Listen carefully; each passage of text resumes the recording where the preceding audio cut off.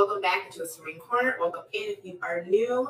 Hey there, welcome into the video and welcome back into the corner. I am so excited for today's video. I feel like I'm always excited, but I am. I'm really enjoying filming in this setup that I have now. So I hope you guys are enjoying it too. If you are a new subscriber, welcome in. Glad to see you. Hey girl, hey girl. And again, if you've been commenting on some of my latest videos, and trying to go through the comments, but I love that you guys are going back and forth with each other. It's been a busy week with this TikTok ban, y'all. But that's not what we're here to talk about today. We're actually here to talk about today a follow-up on Justin Baldoni and Blake Lively, because I'm kind of locked in at this point. I'm a little bit locked in. And we're going to be watching a complete breakdown from a creator named Maggie on TikTok, walking through the entire lawsuit. So it's going to be more a listening kind of video today, but one, I really want to know what's going on.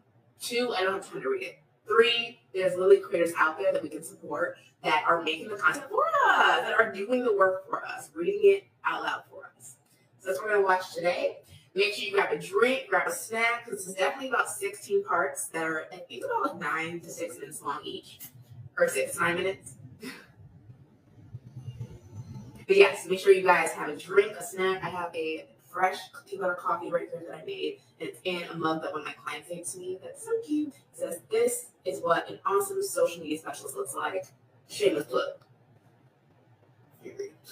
But don't worry, because my books are actually pretty full in terms of social media marketing currently right now. But I am still offering coaching, and I'm hoping this year I can launch back my scheduling service again to where creators can go and book one-on-one sessions with me. So stay tuned for that if you're interested. I'll have it on my website. All right, let's get right into it with part one. Let's hear about the lawsuit. I believe he sued for $400 million. And again, his lawyer said he's planning to sue Blake Lively to oblivion. Oblivion's here, babe. Oblivion is here, babe. And I must lock in. I must lock in. Let's get into it. So if you've been wanting to know what's going on from top to bottom and you don't want to read 120 pages, this video is for you.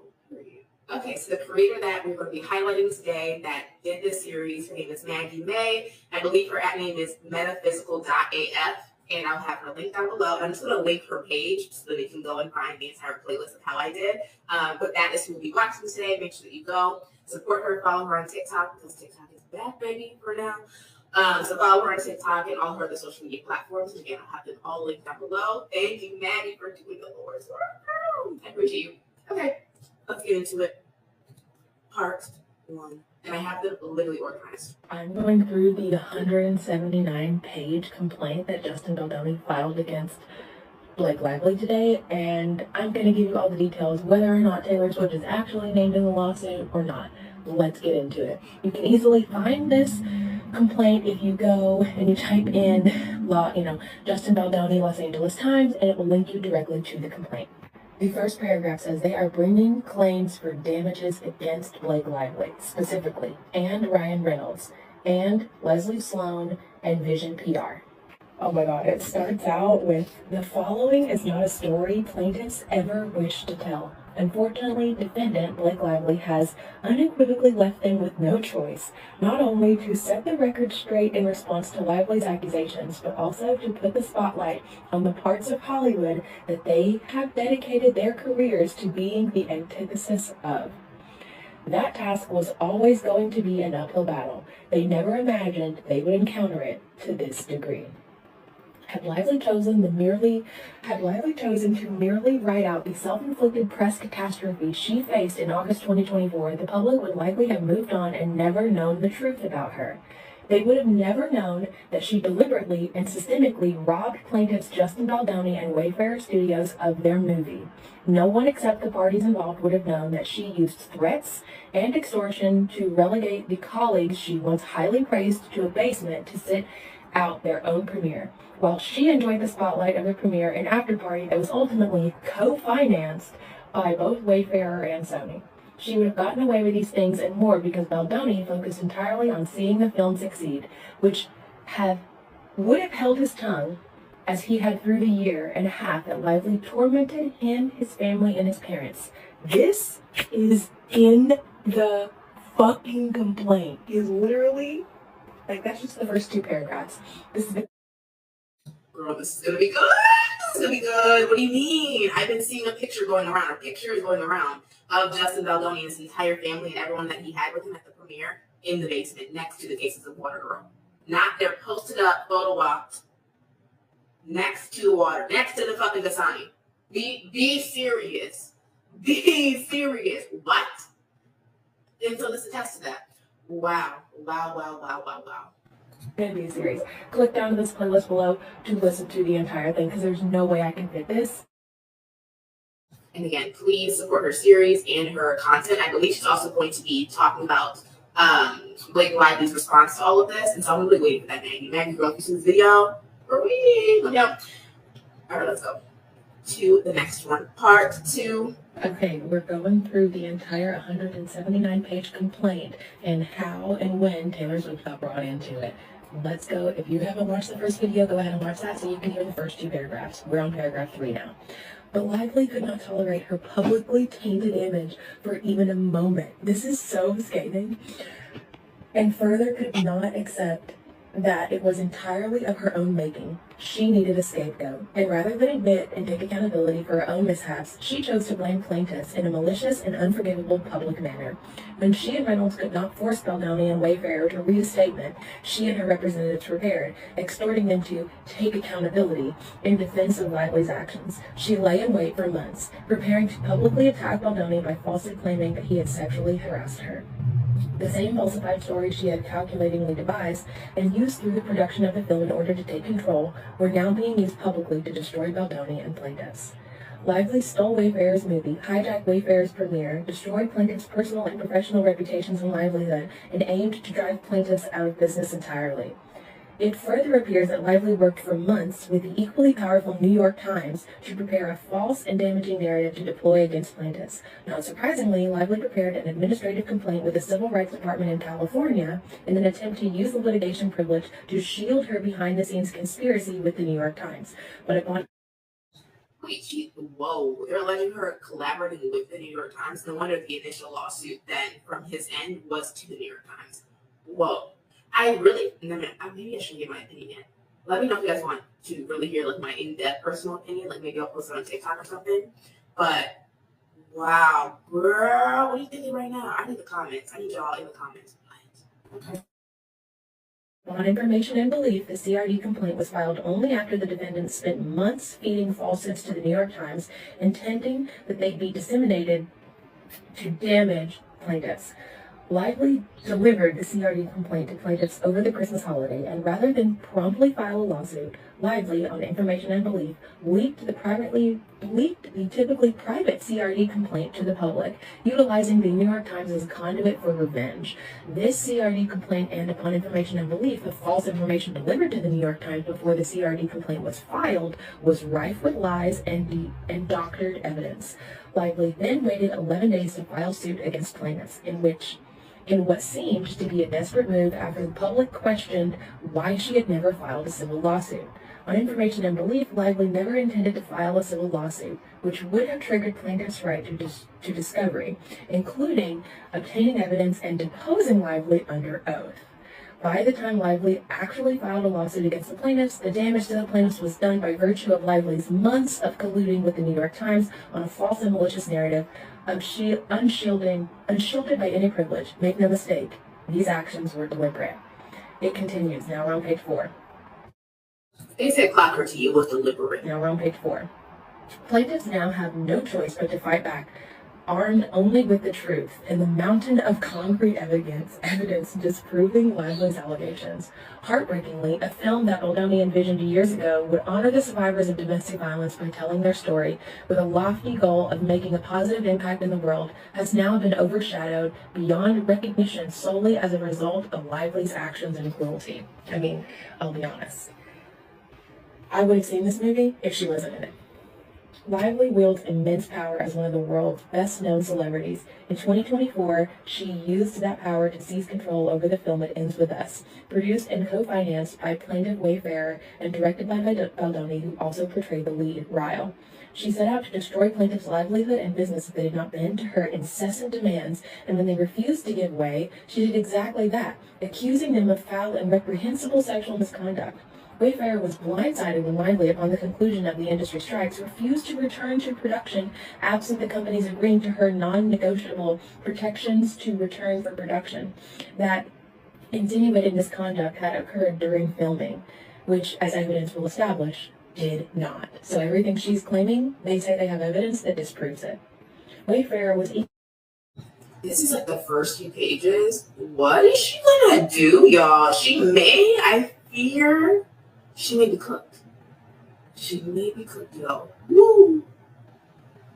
equally blindsided when Lively leveraged this document, essentially signed under duress to seize control of the film, ultimately getting her own cult of the film and a coveted PGA mark at her command, ousting Baldoni from all marketing and promotional efforts with many of the cast members and the author, all of whom he until then had long-standing positive relationships with.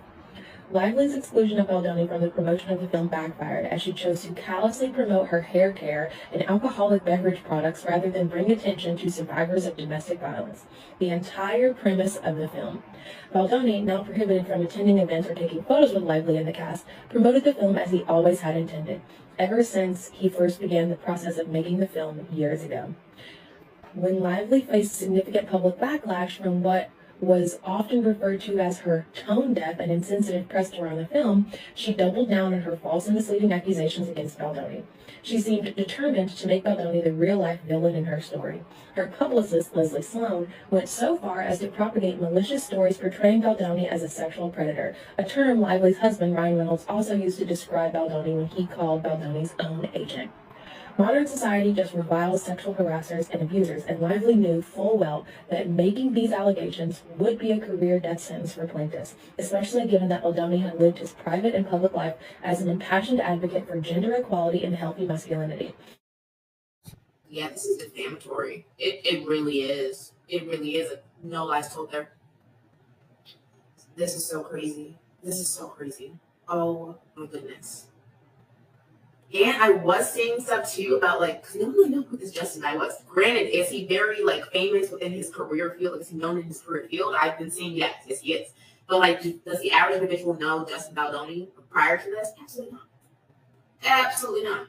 No one knew them. They knew Blake, and so her coming and accusing that, people are going to hear the loudest voice for the most part until the truth comes out, girl.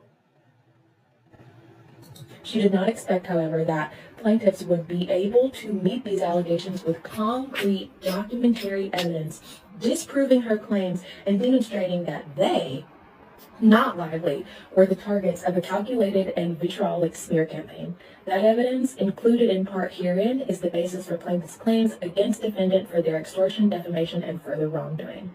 The film was a hotly anticipated adaptation of a worldwide best-selling book by Colleen Hoover, and by starring in it as Lily, Lively stood to enhance her already considerable star power. But she was not content merely to headline one of the year's biggest movies. Instead, apparently, driven by overweening ambition and need for control, Lively eventually leveraged her power as a wealthy celebrity to wrestle the reins from her co-star and the film's director Baldoni, insisting on total control over every aspect of the film she could get her hands on, from wardrobe to marketing strategies to music, even creating her own cut of the film. Not only did Lively's power play cost numerous people their jobs, but at every turn, her wrong-headed creative decisions reflected her fundamental lack of understanding of the book the film was based on.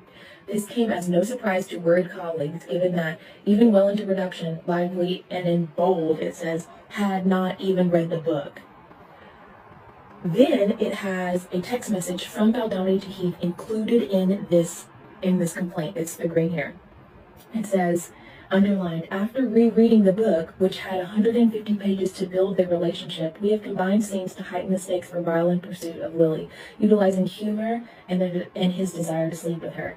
While I understand Blake's reasons for not wanting to read the book, which is underlined in red, the book does a very good job in getting Lily's mind during her interactions with Lyle and setting up the why behind her attraction to him, which ultimately helps us understand why she stays in the end. Follow me for part. What do you mean she read the book? What do you mean? What do you mean? Isn't that her job? What do you mean? It's like not reading your job description and then showing the job and then you being surprised you don't know what the heck is going on or what you're supposed to be doing in that job. What do you mean she didn't read the book? And she's not that good of an actress. What do you mean she didn't read the book? You can't be a mediocre actress and not do your work. Not do your studies. Girl, how do you guys feel about that? She didn't even read the book. It's a great book. That's the whole reason why it's now an adaptation. No wonder. Also, her doing the wardrobe and the marketing, it gave that. Yeah.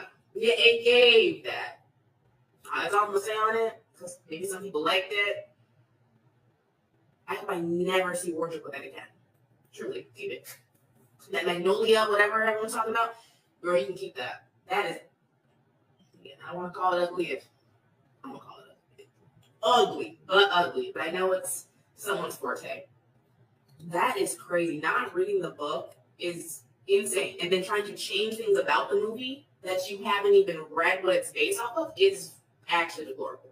Back to part 3, we are reading the 179-page complaint filed against Blake Lively today from Justin Baldoni and seeing really where Taylor Swift comes into this entire complaint. If you haven't seen the first 2 videos, go back and watch them because we are reading the complaint from point to point. We're on point 10 now. The last part 2, basically said that Blake Lively didn't even read the book before she demanded making all of these changes well into production. Now we're on point 10. Lively's disastrous marketing efforts and tone-deaf press interviews and appearances backfired and led to widespread criticism of Lively's promotional approach to the film's highly sensitive focus of domestic violence. Past videos of Lively resurfaced online. Videos that appeared to solidify public perception that Lively was an insensitive mean girl who cared more about peddling her products. That's what I said, y'all. And that's what I saw personally prior to ever even hearing Justin's name. Before I even heard that man's name, I was seeing her just getting dragged for being a terrible interviewee. Like, she was a terrible interviewee throughout this entire press tour. Terrible. And also, I didn't even know that Justin was involved because they never did one together. And so it was just a hot mess. That if she was behind the marketing strategies, yeah. Delusional. I almost wish I could be that delusional, but not this far. Not this far. Girl. Acknowledging the domestic violence survivor community. Social media commenters quickly pointed out that her tie-in of her alcoholic beverages was particularly poor taste, given the World Health Organization estimates that 55% of domestic violence incidents are linked to alcohol. Unbelievably, Lively made this harmful and irresponsible message worse by naming a drink at the premiere after party. While you wait. After the character who committed domestic violence in the film. The suggestion that Wayfair caused the online backlash against her is absurd, given the evidence of her own insensitivity. Now we're at 11. Sadly, this backlash could have been avoided had she not refused to meet with the film's domestic violence partner organization, nomore.org, as Baldoni had offered. Even a brief visit to their website or a simple online search would have readily uncovered this and other information on the topic of domestic violence. Meanwhile, Baldoni, who Lively herself had ensured was excluded from participating in her marketing efforts, was safeguarded from the backlash as she focused on amplifying the voices of those affected by domestic violence, as originally intended when he reached out to author Colleen Hoover 5 years earlier and documented by his partnership with nomore.org dating back to 2022. Baldoni's sincere efforts were well received. Even more so in contrast with Lively's campaign to downplay the premiere of the film and sell hair care and alcohol products. Lively, enraged that her plans were foiled and armed with proof of alleged sexual harassment in the form of a 17-point list of demands she had required plaintiffs to sign just months earlier, focused her raid on Baldoni, blaming him for the consequences of her own missteps.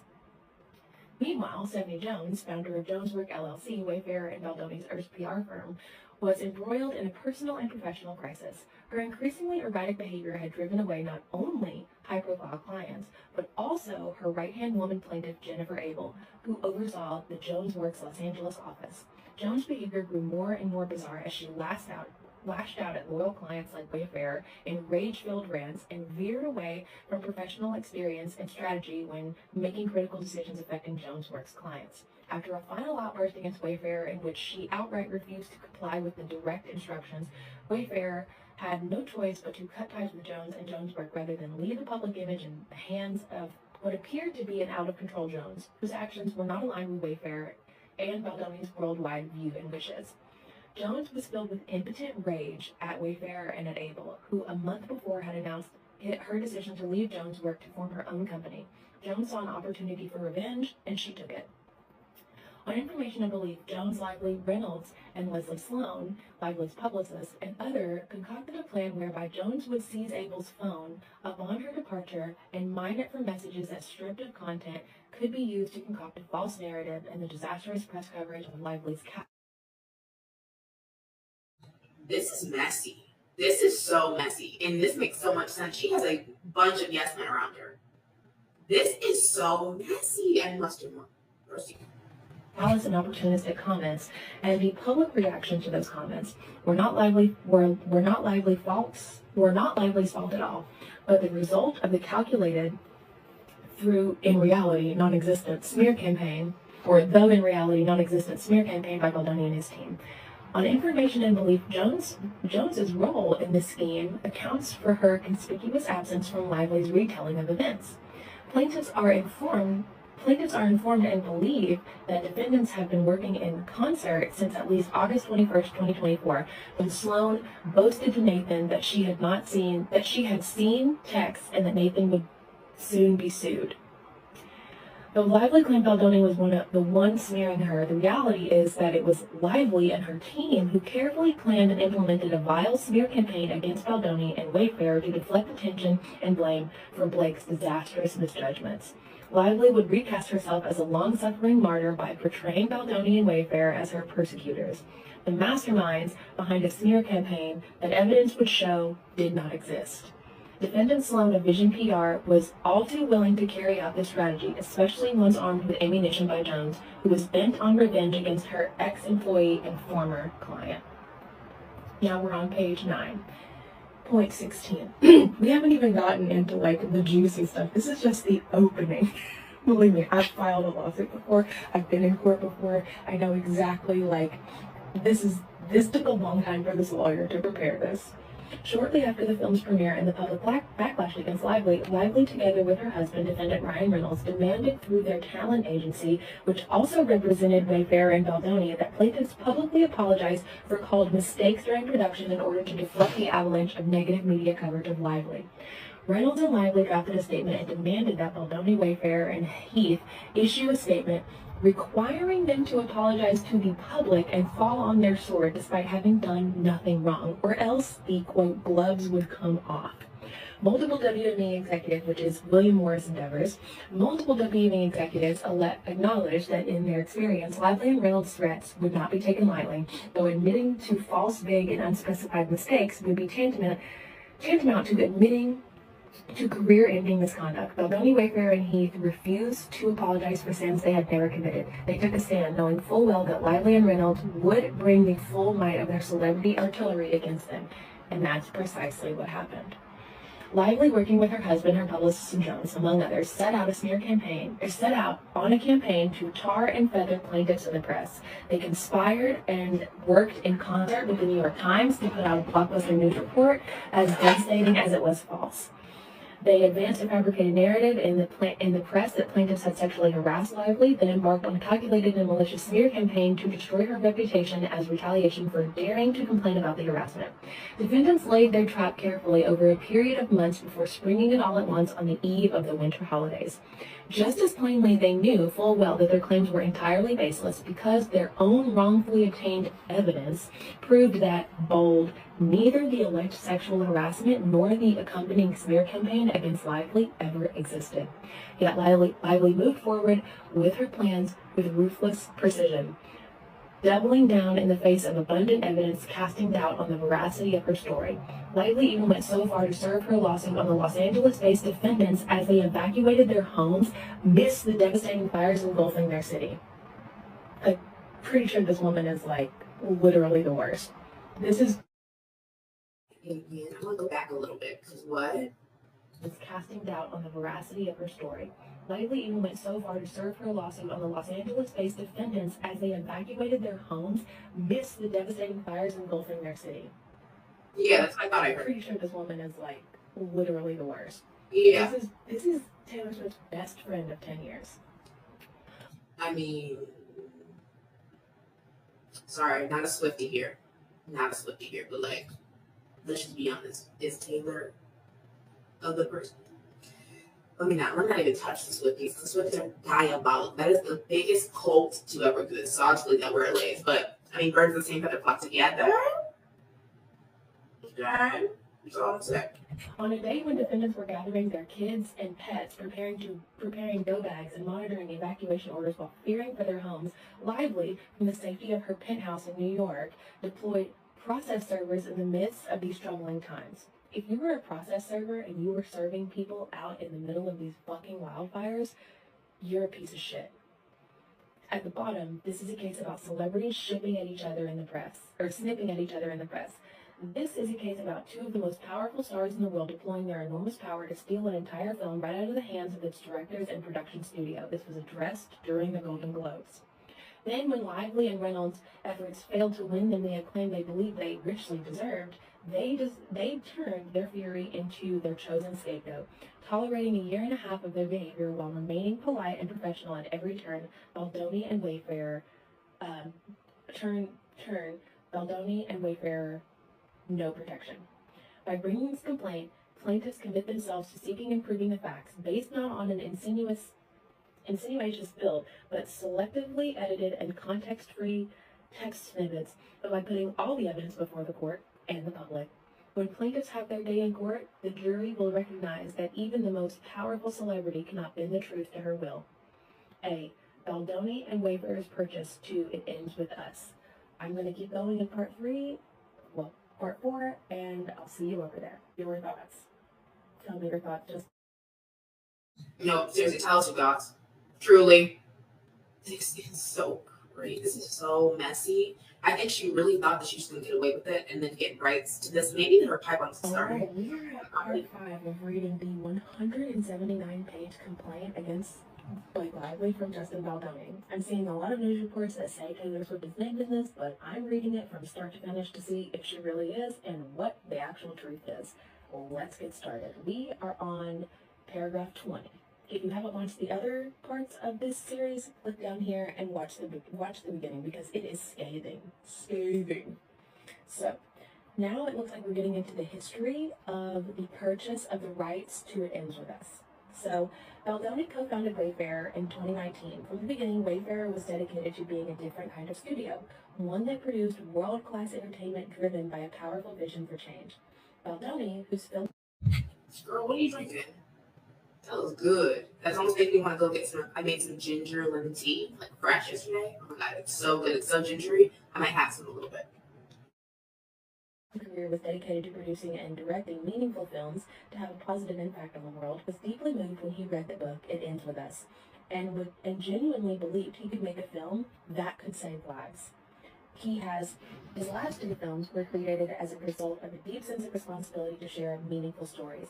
Baldoni's feature film directorial debut, 5 Feet Apart, was based on a young woman, Claire Winwood, who lived with cystic fibrosis and courageously documented her plight on YouTube.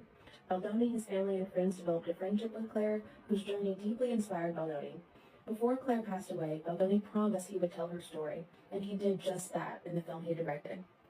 The film had That is so sweet. a wide impact on the cystic fibrosis community, and Baldoni still receives messages about the film's impact. Baldoni also supports her foundation yearly and remained close with Claire's parents, even bringing her father as a guest to the premiere of It Ends With Us. Baldoni's most recent film from the Wayfarer film Clouds, a true story about a teenager with cancer, Zach Sobiak, who finds joyful purpose and inspiration in music. In pursuit of the same vision, in 2019, Wayfarer acquired the rights to It Ends With Us, a Colleen Hoover novel published in 2016. Though positioned as a romance novel, the book explores themes of domestic violence and general patterns of abuse, and these messages resonated deeply with readers and drew a passionate fan base. In 2021, the novel exploded in popularity thanks to the social media phenomenon BookTok. Many fans expressed how important the book was to the survivors of domestic violence and intimate partner abuse. When It Ends With Us author Colleen Hoover watched 5 Feet Apart in theater, she told Baldoni, "You are the right person to make this movie," and that's in quotes, referring to It Ends With Us.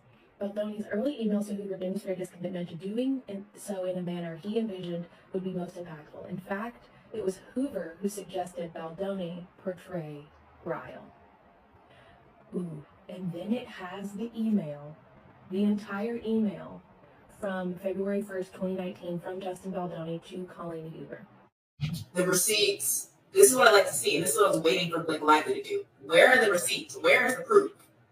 Okay? And as a woman as well, too. Like, this is why you're discrediting. If you are lying, if you are not fully telling the truth, you're ruining it for people that an actual victim, especially female victims. Because what are you doing? They already don't believe us. And are you lying? No. The entire email is included in the complaint. I'm not going to read that. But it shows back and forth emails from them. Soon after, Wayfair partnered with Sony to co-finance and distribute the film. Their agreement included, at Wayfair and Baldoni's insistence, that the provision was a deal breaker, a requirement that 1% of the film's proceeds be donated to support of survivors of domestic violence. That 1% was ultimately earmarked for the organization No More, with which Baldoni had sought to partner with as early as September 2022. As they began making the film, Baldoni and Wayfair felt an immense responsibility to do justice not only to the story of protagonist Lily Bloom, but to the stories of survivors around the world. Plaintiff Keith, CEO of Wayfair, expressed to Forbes on June 18, 2024, his high hopes for the film, with the quote, "I hope that people leave the theater feeling inspired, that for those who have been hurt, that they feel seen and the story was told in a way that honored them. I feel like people who may in themselves as someone that may hurt somebody, I may think twice about it. So I hope that people leave feeling that they got a glimpse into a world that oftentimes we turn our eyes away from," end quote. In casting Blake Lively, a world-renowned actor with talent and charisma, in the leading role, they entrusted her with that vision to bring Lily to life. Although Wayfair learned that Lily had... Bring her to life and never read the book. What? The math ain't mathing on that. 2 + 2 = what? Because bring her to life, but you don't even know anything about the character? What's her hair color? That Lively had a reputation of being difficult to work with. Not surprised. Baldoni at the time was not dissuaded and found her to be genuine. This is where in my work, we talk about how people put on a facade and that they appear to be one way, but when you hear multiple stories from multiple people that are like, she's actually really difficult to work with, you should believe it. Trust your gut. During pre-production, Baldoni and Lively began a promising and close collaboration. On or about December 31st, 2022, Lively agreed to take the role of Lily Bloom. As part of the subsequent negotiations, Lively was granted an executive producer credit, a title often given to talent of her stature. Lively had requested a producer credit, but Wayfair and Sony demurred. Giving such a title would not accurately reflect the role that she was asked to play in the production. Wayfair did not request nor require that Lively contribute to the film in any capacity beyond her roles as actress and executive producer. In the beginning, it appeared that Baldoni and Lively would have a positive, collaborative, creative partnership. Baldoni and Lively worked closely in the early days of the film, trading ideas about filling key roles in the film's cast and crew. Their working relationship grew close. Baldoni and Lively shared stories and pictures from their lives, commiserated over family illnesses, and exchanged jokes and memes. Baldoni often offered concern and support when Lively faced family health concerns. They texted almost daily, and a friendly banter established a comfortable dynamic that, under typical circumstances, would have made working together easy. And then there's text messages. Lively even felt comfortable enough to make silly jokes, redirecting a sweet compliment Baldoni gave. And it says, here are the text messages. Blue, from Baldoni. Well played. Blake Lively. I feel the same. It's such a good feeling to get work done that we're proud of, and to do it together. It just clicks when we find it. And that's just as rewarding as filming it, or editing it, or marketing it, or releasing it. This is all storytelling. This is why we do it. Thank you for your collaboration. I'm really... A story she hasn't read, y'all. Proud of what we're doing. Then Baldoni loved that message and says, I like sentimental Blake. And then Blake Lively says, never met her. Take that in. Then Baldoni says, I also like asshole Blake. Don't worry. Okay, good night. And Blake Lively says, I've met her. So have my suppositories. Good night. Okay, so if we're getting into the brass tacks of it, if you want to claim sexual harassment, maybe don't insinuate don't make a comment about your asshole. And come on. This was the nature of their relationship, which made Lively's later allegations all the more baffling. Lively begins asserting control almost immediately. This is going to be the next part. We are on page 18 of a 179-page lawsuit. If you really want to know what happened and what's being said in this lawsuit, don't read the news articles that are coming out. find this and read it yourself, or just listen to me read it to you. All the parts are going to be here below, so just scroll through, make sure to like and follow, and all right. This is actually part 5. So we are in the midst of reading the 179-page complaint filed by Justin Baldoni today, which the media is saying he also names Taylor Swift. I haven't gotten to a point where he names Taylor Swift, but I'm looking through the entire complaint, and I'm going to read it to you so that you can know too. If you want to follow along, you can look at the bottom of the screen, and there are the other parts of the playlist. Go watch these first, or else it's not going to make sense. We're reading it from the beginning. We are now at paragraph 31. Let's go. Almost immediately, Lively began inserting herself in the production process in intrusive ways well beyond the scope of her contractual entitlements. For example, Lively began to insist on creative control over her character's wardrobe. While lead actors are sometimes granted approval over their character's general look, they generally do not receive full control over wardrobe decisions without input from the director or the producers. What may seem like an innocuous request can in fact have monumental impact on film production. Ignoring the director's vision for her character and disposing of the weeks of effort and creativity spent by the wardrobe team on shopping and carefully crafting her wardrobe, Lively sent hundreds of images to the film's costume director, including into the late hours of the evening, depicting the style of wardrobe she wanted for her character. She sounds like a freaking nightmare to work with. Oh my goodness, I wonder Anna Hendrick, whatever her name is, the other white lady. No wonder they hated each other, and no wonder she hated her. Jesus. The costume designer had to reshop Lively's wardrobe, far exceeding the allocated budget and diverting time and resources, while also preparing wardrobes for the rest of the cast. At one point, Lively insisted that her character had money and could afford $5,000 shoes, despite being a fledgling small business owner. This forced Baldoni to rethink the entire script that he had been in. This forced Baldoni to rethink the entire script that had been in the works for well over a year and was approved by both Sony and Wayfarer. A script that Wayfarer had commissioned multiple drafts of and incorporated countless notes, including input from the book's author Colleen Hoover. The wardrobe budget ballooned. No, I'm sorry. We saw what she wore to the Super Bowl. She basically wore an Adidas tracksuit with a bunch of gold jewelry. Honey don't know how to style. Honey doesn't know how to serve a look, and she's getting paid for it. That's what's crazy. Those outfits were egregious. And also, again, of course she would say something like, oh, my character can afford a $5,000 shoe or whatever she just said, because you didn't even read the book. You don't even know anything about the character. You are a weirdo. I never liked her anyway, though, so what a weirdo. Style herself. Let's just be for real. Lively often refused to participate in wardrobe fittings at the production office, which were a mere 15 minutes from Lively's home.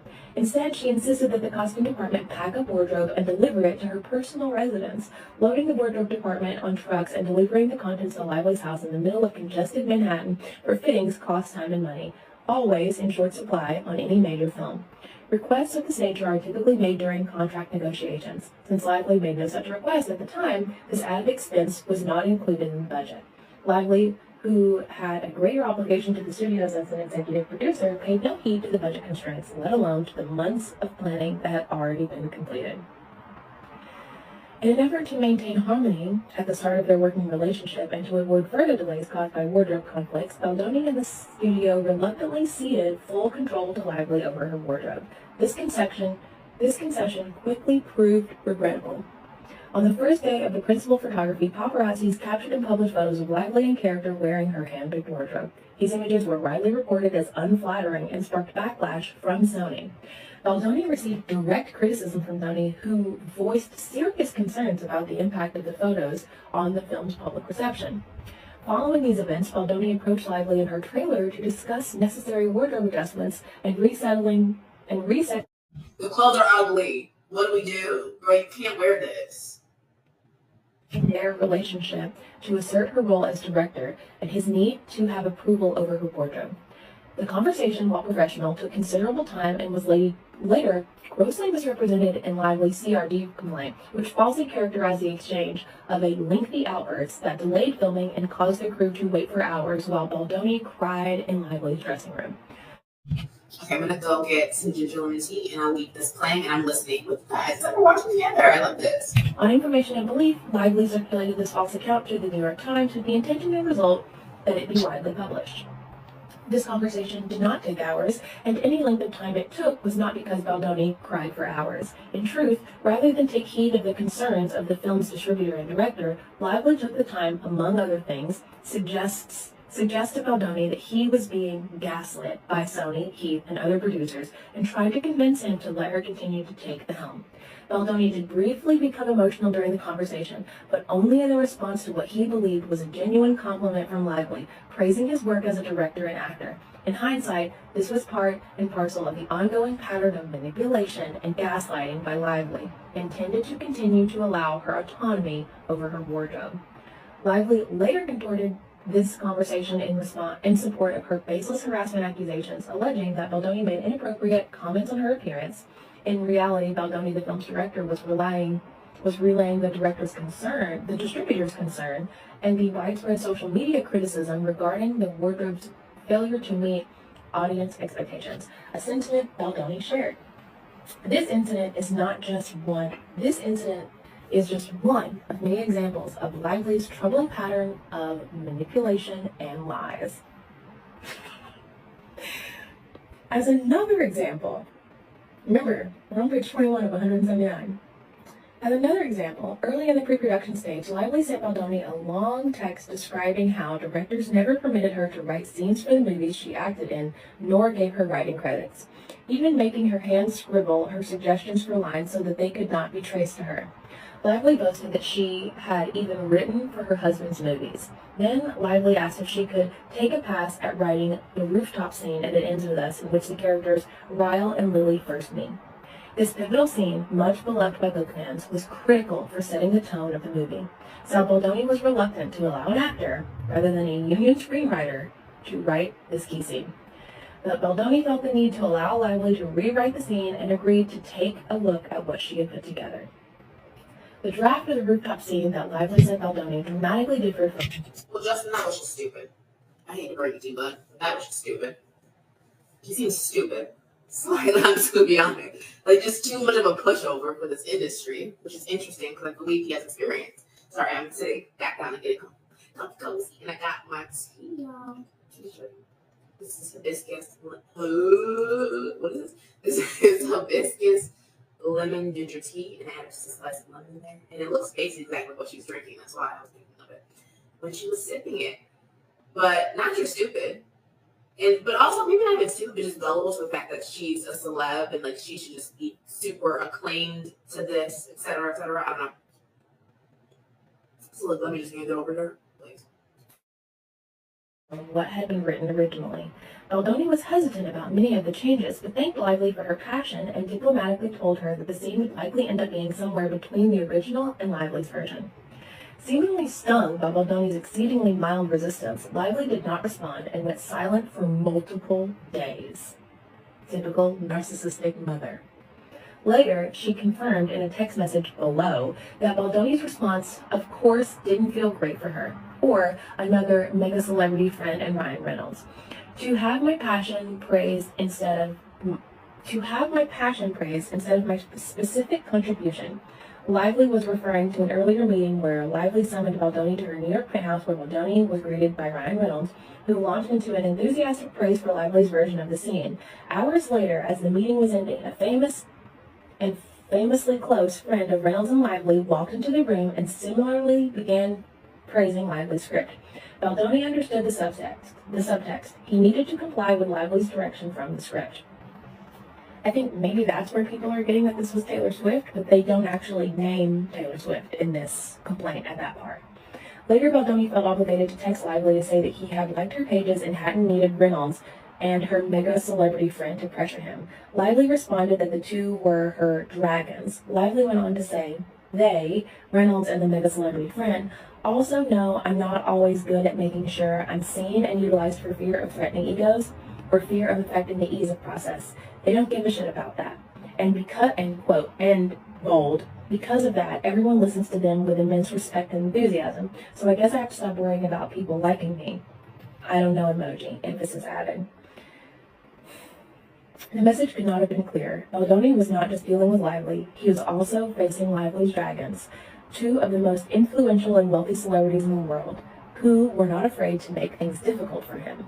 And then it has the screenshot of the text messages. Let me show you. If you send me the FDX, I'll work when I steal moments. And yes, of course, send them to Christy. We're all on the same team with the same goal. This is Justin, this is Blake. Great. Also, was working on the rooftop scene today. I really loved what you did. It really does help a lot. Makes it so much more fun and interesting. And I would have felt that way without Ryan and Taylor. You really are a talent across the board. Really excited and grateful to do this together. So Taylor Swift is named in this lawsuit. Specifically in a text message thing. Taylor's pissed. She is pissed. She's like, why would you bring me into this mess? But also, you open your mouth. Love it. He says he likes what she did with the rewrites, and he didn't need to be basically incentivized by Taylor and Ryan to feel that way. Let's keep going and follow me in the next part because this is getting juicy. And her response to him saying that is like one of the most manic rants I've ever seen. So follow me for the next one because I'm going to keep reading this. That is so crazy, y'all. This is insane. Oh my gosh. I was seeing a lot of headlines about Taylor Swift basically being in the suit and XYZ being named in whatnot. So she wasn't exactly named, but in a screenshot, her name is there. So that's the case. So always read past a headline, everyone. Like, I always want to advocate for that. Read past a headline. And read multiple news sources as well, too. Because the headlines, the actual story, never match. Most of the time, 90% of the time, especially with like mainstream media nowadays, it never matches up. I made a video about that on my TikTok where there was a headline, and then if you actually write into it and then write another article, you would see they were literally lying. And it's just fiction-based content. So it's not fiction, it's not a lie. It was mentioned, but it's basically another text message screenshot. And like, she's barely involved, like literally a slither. But because her name just rings clicks, because again, her gold. Right? She wanted to use that in their headline. Very interesting. Remember I said too, birds of the same feather flock together. So it's giving Taylor's also, you know what, let me just, I'll leave it there. And I hope you got your tea because we are reading the entire 179-page lawsuit that Justin Baldoni filed against Blake Lively today that does name Taylor Swift. So let's get into it. If you haven't watched the rest of the series, click down here and you can watch the rest of the parts. But we are on page 23 of page 179, and we're about to get into the text message that Blake Lively sent to Justin after he said that he didn't need Ryan Reynolds and Taylor Swift to tell him that her rewrites were good. Let's get into it. Quote, and here you can see this is the exact text message from Blake Lively. I'll read what he says. Great. Also working on the rooftop scene today, I really loved what you did. It really does help a lot. Makes it so much more fun and interesting. And I would have felt that way without Ryan and Taylor. You really are a talent across the board. Really excited and grateful to do this together. That's his response. It alludes and says that basically Blake Lively got Ryan Reynolds and Taylor Swift to be like, oh, these are so good, this is so good, you should love this, you should really put this in. Blake's response, very long, very manic.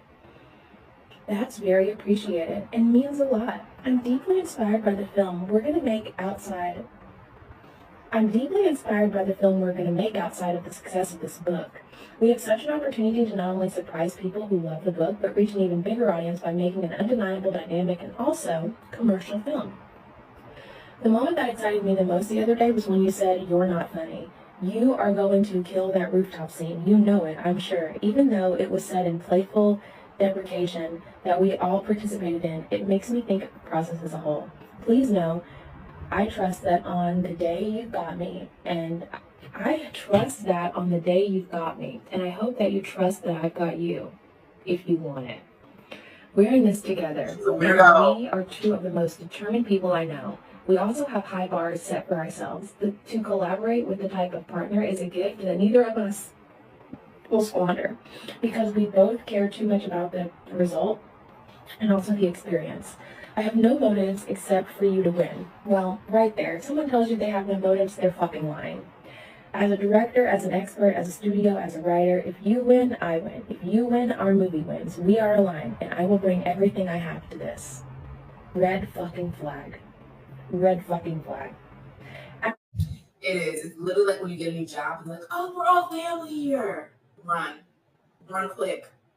As for Taylor and Ryan, and Blank for that matter, I'm the luckiest motherfucker on the planet to have them as my dance moms level, stage moms. They are embarrassingly effusive. That said, they are also my most trusted partners and the people I go to first with anything creative I touch. I'm the person they each go to first. That reciprocal creativity and support has been one of life's greatest and most fulfilling gifts. When they loved and signed off on the pages, I felt good to send them to you. This is the problem with having toxic friends who aren't actually like your friends and won't hold you accountable for putting out or writing shit stuff. Your friends will actually tell you when shit's not good.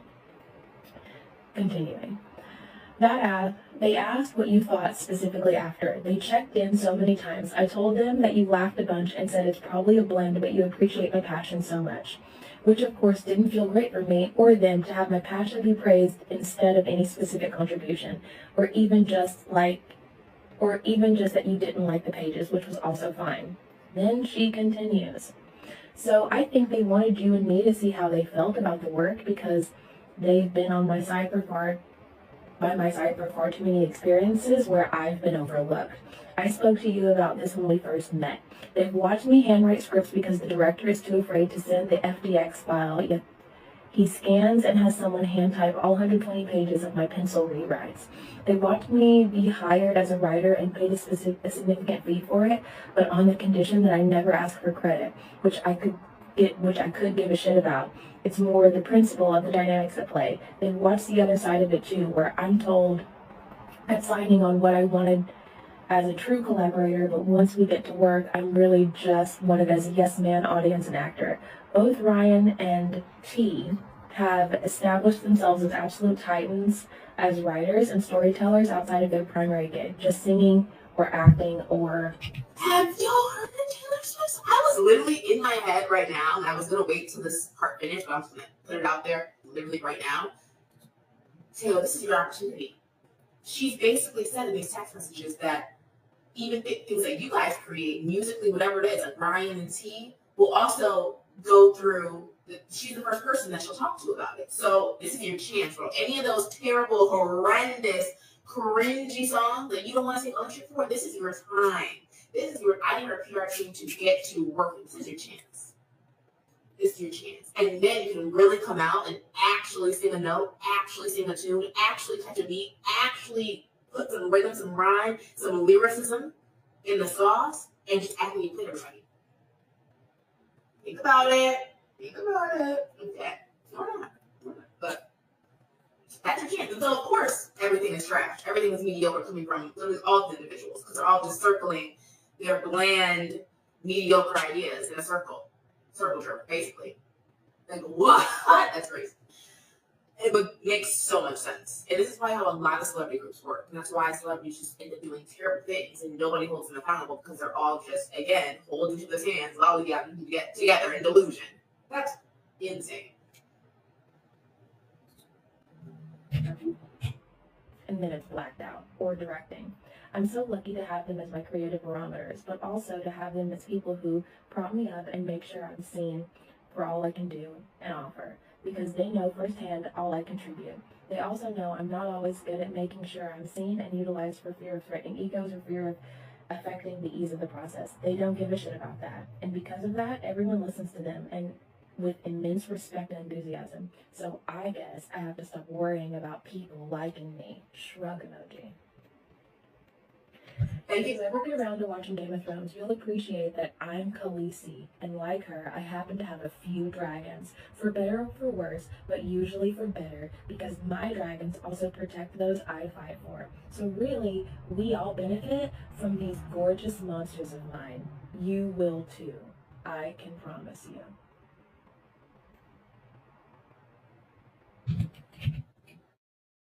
If I was Justin, I would be like, did I just enter a cult? Like, is this the opening ceremony? Like, are you indoctrinating me right now? Like, what's actually going on? What are you talking about, dragons? Why are you talking about Game of Thrones?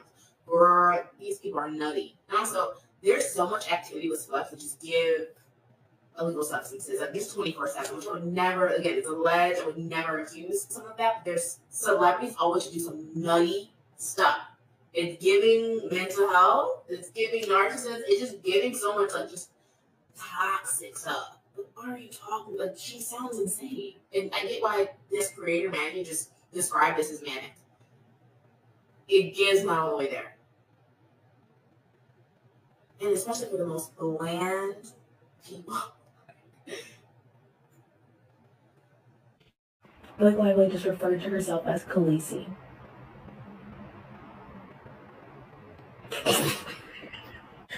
Oh my god, okay. I'm cutting this one off here because that was a lot. So let's keep going. Follow me down here for the next part and tell me what your thoughts. I cannot believe. First of all, Justin Baldoni should be like, he should absolutely have watched Game of Thrones. We all watched Game of Thrones. If you didn't watch Game of Thrones, what the fuck are you doing? We're going through the 179-page lawsuit that Justin Baldoni filed against Blake Lively, naming Taylor Swift. In the last part, we just learned that Blake Lively said she referred to herself as Khaleesi, and that her dragons, that she has dragons, referring to Ryan Reynolds and Taylor Swift as her dragons. If you haven't seen the other parts, go down here, click on this playlist, and watch the rest of the parts, because this is a fantastic representation of karma. Literally. All right, we are on paragraph 43, page 25. Let's keep going. Difficult proved to be a gross understatement. Though Baldoni initially invited Lively to make changes to the script, Lively began altering the script daily. The frequency of Lively's revisions alarmed the producers, directors, and studio, who anticipated that her interference would persist every day of the shoot and disrupt the carefully planned production schedule. Each shooting day was intricately scheduled long in advance, and Lively's constant changes placed significant stress on the production crew, not to mention financial strain on Wayfarer. May 1st, 2023, producer. Are you listening to this? She's fixing the script. I think Agne's advice was actually wrong. Blake is now directing the movie. This is bad. Jamie Heath. I'm listening. Talking through is better than not. Seeing what's possible, as long as any decisions is done with approval. Producer, not for something that was already intimately planned. This will be every day of the shoot. More than a year later, now we're 40. The people are miserable. The people working on set are miserable. They're talking to you. They're texting each other. Y'all. And why did she do this? Why and how did her team allow her to do this and set herself up for a literal career?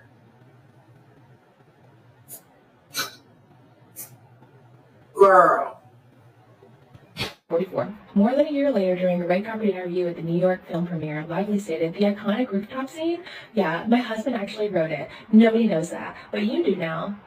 This startling revelation directly contradicted Blake's previous insistence that she had written the scene, and certainly cast Reynolds' high praise for the rewritten scene in a different light.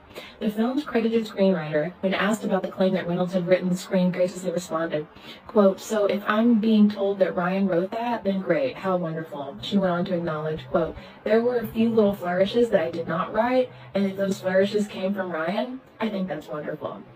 This was also the first time that plaintiffs learned that Reynolds, who had no formal role whatsoever in the film's production, had made unauthorized changes to the script in secret. Baldoni, equally blindsided by the news, which he discovered in real time during a recorded interview with Access Hollywood, reacted by praising Reynolds so as not to harm Lively Reynolds, who apparently wrote the scene, and possibly others, during the WGA strike or the film. Lively's remarks about Reynolds' purported contribution to the script also raised eyebrows sky high at Sony, who told Wayfarer that they certainly needed some clarity on public comments made about Ryan Reynolds potentially contributing Ryan's writing services for the rooftop scene. Then it shows an email from Sony Legal Affairs. Subject, it ends with us, Ryan Reynolds' writing issue. Hi. We certainly need some clarity on public comments made about Ryan Reynolds potentially contributing writing services for the rooftop scene. Can you provide additional information on this, as there are no contracts, his services are not in the chain, nor is his name anywhere in the credits. One of the many media reports would cite his claim made by Blake Lively. Thanks for clarifying. If services were rendered, obviously we require signed documentation immediately. 46. Still doing pre-production things. One thing you can't play with is like things like this entertainment industry stuff, like back in like so many lawyers contacting you, babes, get it together quick. How are they doing this? That means like in the past they probably gotten away with some egregious acts. Okay, Carl, period. Go off, yeah. But they probably gotten away with some egregious activities on set for this to just be okay and like be normal rigor. Because what do you mean? Yeah, if you wrote part of a scene and you're not even in the contractual list, you're not even a consultant on this film, yeah, there's probably an issue with that in terms of legal. Because then if something happens to something you wrote, who's responsible? If you're not even like literally on the cast or in any of the list of anything, you're the husband. So let's keep it about he's literally the hubby. His Lively and Reynolds raised entirely false allegations of fat shaming against Baldoni. An accusation, as evidence will show, was categorically false. Baldoni had been introduced to trainer Don, who became Baldoni's personal trainer by Lively. Don directed Baldoni's preparations for the film role, including his nutrition and exercise, making special accommodations for Baldoni's back injury. Baldoni even paid to receive Don's meal delivery service. Then it has text messages from Don. Okay, speak later today. I can get you a program for this week. Sure, just got back to New York City for the day. Hey bud, tried ya. Call you in a few. Cool, standing by. Here you go. 4 things. The jumps are going to be low intensity, and this is to improve performance. Go 50% intensity for the first few weeks. Let's sub the dead stop rows for chest-supported rows. Stay out of lumbar extension. Your low back should not arch. Week 1 should be 70 to 80% intensity. Do not push and add the cardio like we discussed. Let's jump on a call after your review. Amazing. Can't wait. Check it out. Thank you. Privately, Baldoni reached out to Don as his personal trainer to ask what Lively weighed so that he could train his back muscles in preparation for a lift scene. This was important to avoid injury not only to Baldoni, who suffered from lifelong back injuries, multiple bulging discs, and chronic pain, but also to Lively if the lift could be completed successfully and safely. Notwithstanding Lively's recent attempts to deny the existence of any such scene, it was only mixed at her insistence of having been planned and rehearsed. 49. The next morning, Baldoni was summoned to the penthouse by Lively and greeted by Reynolds, who swore at Baldoni and accused him of fat shaming his wife. How dare you fucking ask about my wife's weight? What's wrong with you? The confrontation from Reynolds and Lively was so aggressive that Baldoni felt he had no choice but to offer repeated and completely unwarranted apologies for what was a good faith and reasonable question to ask his trainer. Reynolds demanded Baldoni remove the scene entirely. Lively refused to perform the lift scene in the end, and even after it was rehearsed with a stunt double. In her own complaint, Lively flat out lies about the absence of the scene by claiming the scene wasn't in the film. Quote, the scene wasn't in the film. The only reason the scene wasn't in the film is because Lively and Reynolds ensured it was taken out of the film. Accommodating Lively, Baldoni rewrote the scene with Lively. Despite the fact, for creative reasons, the scene was important to him as a storyteller and director. In fact, Lively had earlier expressed insecurity about her postpartum figure, and Baldoni made every attempt to genuinely reassure her. In this exchange, he stated as her director that, quote, anything you feel insecure about, we will talk through and get creative together and make you comfortable. I just don't want you to stress about your body. It's the last thing you need. When he later tried to do just that, Lively responded with allegations of sexual harassment, followed by the lawsuit. Moving on to the text messages that are then shared on page 30. Blake Lively, kicking ass, but it's still a ton of work and not a ton of time. What's the chance we get you body scenes at the end of the schedule? Justin Baldoni. I'm sure you are. Honestly, there's 1 billion moving parts to schedule right now. I just turned in the rewrite, and they are hard at work. So much of it comes down to locations and the other cast availability. So to be really honest, I have no clue. I want you to know, you will look amazing. Anything you are insecure about, we will talk through and get creative through and make you comfortable. I don't want you to stress about your body. It's the last thing you need. As soon as I have a rough schedule that's even remotely accurate, I'll share and I'll make sure the team keeps this in mind as well. Then she responds with another, all of these text messages are included in this complaint. Girl, shut up. She talks a lot. Ugh. Is she a Virgo? Goodness Christ. She's a yapper.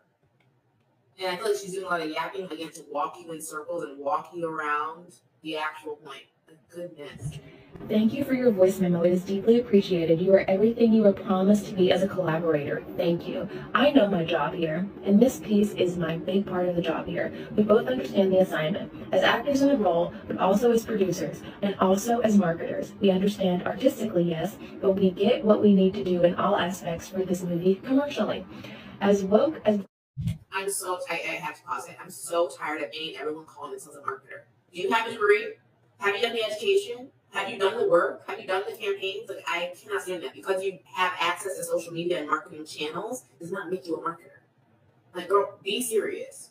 Be serious. If Blake is a marketer, I'm an actress. Hello? We both are and work to be. This movie requires a certain aesthetic. It's a part of a job that we both excitedly signed up for. I don't shy away from it because it's not problematic. It's the assignment. Like when someone is about to start an athletic event, it's just their job to be in top shape. My husband and I both look at certain roles as athletic events, and this is one of them. It's not always a part of the job, but on this one, and that's great. As much as I'd love not to think about it, that would be irresponsible and also impossible because it's unrealistic to not acknowledge what I need to do. This is my, and then it's another thing, and it underlines specifically this part that says, I understand that you'll need personally know all the nuances of the challenges unless you live this physical moment in time I'm in with this physical road ahead. So having your understanding and support to help me through this is critical. So she acknowledges that he's supporting her and helping her, but her complaint says that he was taught, let's keep going. Tell me what your thoughts are. Have you listened to this whole series? Have you gone and read this complaint? Wow, y'all. Let's go on to part 8, and then I might even do this in 2 parts. I'm going to see. We'll see. Because how many parts in total do we have? Yeah, I'll probably do it in 2 parts. Let's listen to part 8. Because the video is already over an hour, but I'm loving it. I'm truly loving it. I hope you guys are as well, too. This is super informative. And again, granted, is this from a perspective of someone trying to defend Justin? Yes, so we will always keep that in mind. But there's so much details and receipts in this that I just really can't look past. And like a lot of people, I understand why the public opinion is the way it is right now. His team is better. He may be telling the truth, like he may be telling the truth. All right, we are reading the entire 179-page lawsuit. Maybe we won't get through it, but we are getting into it. Yes, Taylor Swift is named. Yes, she does have some scrutinizing and probably some answering to do. But let's keep going and reading about this. The funniest thing so far that we've seen is that Blake Lively referred to herself as Khaleesi and called herself the mother of dragons and said that Ryan Reynolds and Taylor Swift are her dragons. All right, 51. Lively then demanded an ultimatum. If Baldoni could not get on board with her work methods, he had 2 weeks to recast her. Implicit in this ultimatum was a threat to destroy Baldoni's reputation and character. As Lively well knew, Baldoni had worked hard throughout his career to earn and deserve a reputation based on his passionate advocacy for women's rights, a reputation she would later exploit and weaponize against him. If Lively were to back out of the film, especially based on accusations of fat-shaming, Baldoni's reputation and life's work would be left in tatters. He had no choice but to bow to Lively and Reynolds' demands. Concerns about Lively's undue influence over the film began to grow, even before filming started. The producer, text messages. He cannot let her have opinions on everything. Jamie Heath. Blake? Or she's going to be co-directing this film. Yes, Jamie, yeah, we were talking about that a lot yesterday. Producer, exactly. This is why everyone is starting to lose it. We've been talking about the same thing for months. Jamie, yep, it's starting to get resolved. Producer, no, it's not. This was the first time Lively openly moved to seize control of the film from Baldoni, but it would not be the last. D. I love that they have quotes from, but then why did there's so much confusion with only like small minuscule things. Like a lot of the production or people on the team in general, not really when the launch and the press tour was happening, none of them were like following Justin. It was more giving the vibe of they were Team Blake. We were like doing this whole team. I hate the team analogy, the team thing. Like they were Team Blake. But even the proof of their messages, they're talking about how this is rap. She's literally directing this film. And it's not looking good. It's not looking good. It's not. Crazy.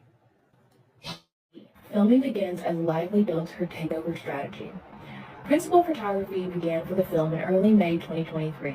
On set, Lively continued to maintain what later appeared to be a facade of close, caring relationship with Baldoni, even as she continued to make escalating demands for creative control. By the time production began, Lively and Baldoni had worked closely together for months, and Lively expressed warm gratitude for her collaboration with Baldoni on the eve of filming. There is like a screenshot of something that says, "This note means so much to me. I'm so excited. I'm excited to start tomorrow, but it's only a piece of the journey. We started months ago, and I'm grateful for all we've built so far. Thank you for caring so much, for putting every bit of you into showing it. You have given so much of your team to fight for the great, and that hasn't gone unappreciated or unseen for a moment. This is to Justin Baldoni from Blake Lively." That is an email. Throughout the first filming period, Lively continued to share her open and unguarded thoughts on life and her character. She talked about wardrobe choices to make her character much sexier. Another email excerpt from Blake to Justin. "We'll show you both ways, but Beanie is much sexier. It's the look. Feels TV without, especially with a crop top in the snow. It justifies the rest of the skin. And also is a girl I would check out walking down the street because it washes the effort off the rest of the look." These white women I know so. Lively continued to express her warm appreciation and respect for Baldoni as filming continued, even as she acknowledged she could be difficult and critical of others, using the kind of language she herself would have alleged is inappropriate. Justin Baldoni text message. "I'm not going to tell you you were amazing because you tease me for being so sentimental, but you are amazing today. You were amazing today. Blake, thank you, I do appreciate it. I'm just a ball buster, but it means a lot to me. I care a great deal and always want to deliver. You were terrific." I care a great deal, so I'm not going to read the book to an entire movie that I want to change the entire narrative of. Girl, shut up. She likes to hear herself talk, don't she? I bet you do. "I'm proud of everything we did today, but really every day." He says thank you and loves the message. Lively's use of the word ball buster would certainly have made a point on her 17-point list if Baldoni would have said it. It's the little at the bottom of the page. Lively's intimate comfort with Baldoni continued as filming progressed. In June of 2023, after the alleged harassment and uncomfortable situations allegedly occurred, she even invited Baldoni to her trailer to rehearse while pumping breast milk. "I'm just pumping in my trailer if you want to work out lines." Lively was so close and comfortable with Baldoni that she freely breastfed in front of him during meetings. She took photos of him holding and soothing her crying baby in her penthouse. They laughed deliriously during late-night writing sessions. All of these events took place after the alleged sexual harassment. Lively's accusations seemed to come out of the blue. She even knew his tea order. "En route to you, can I get you anything?" That was from Justin to Blake. From Blake to Justin. "No, all good. Thank you, though. I'm getting you a hot matcha, and do you know what Brandon likes?" Lively herself set the tone for personal discussions on set, including what language was acceptable. For example, on one occasion while filming a restaurant scene, Lively sat on the floor in painfully expensive shoes while discussing with a group of male crew how sexy her shoes were. Lively had no issue using the word sexy herself, but apparently took note both times Baldoni said the word in her presence. Though she was loose and relaxed in her speech on set, she was increasingly stringent in the demands she imposed on the production. She rewrote her own dialogue constantly and took it upon herself to make unilateral changes to the characters' lines, effectively rewriting the script day by day. This pattern of domineering interference caused unending interruptions to the production process, leading to entirely unnecessary stress, chaos, and delays. It is well documented on film footage how frequently she requested changes and how at every turn Baldoni took her thoughts, and out of fear of repercussions from Lively and her allies, he consistently tried to accommodate her. During labor strikes, Lively moves to seize absolute power. On May 2nd, 2023, the Writers Guild of America went on strike. Production on the film halted temporarily on June 14th, 2023, due to WGA picketing. The next day, the production was notified that the WGA had agreed not to picket their set, allowing production to continue. But Lively was already gone and refused to return to production immediately.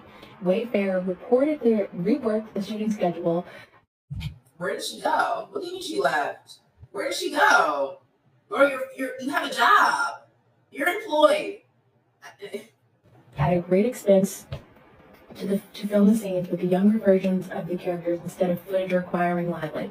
On June 27, 2023, production shut down entirely for the pendency of the strike. The SAG-AFTRA strike soon followed, beginning on July 14th.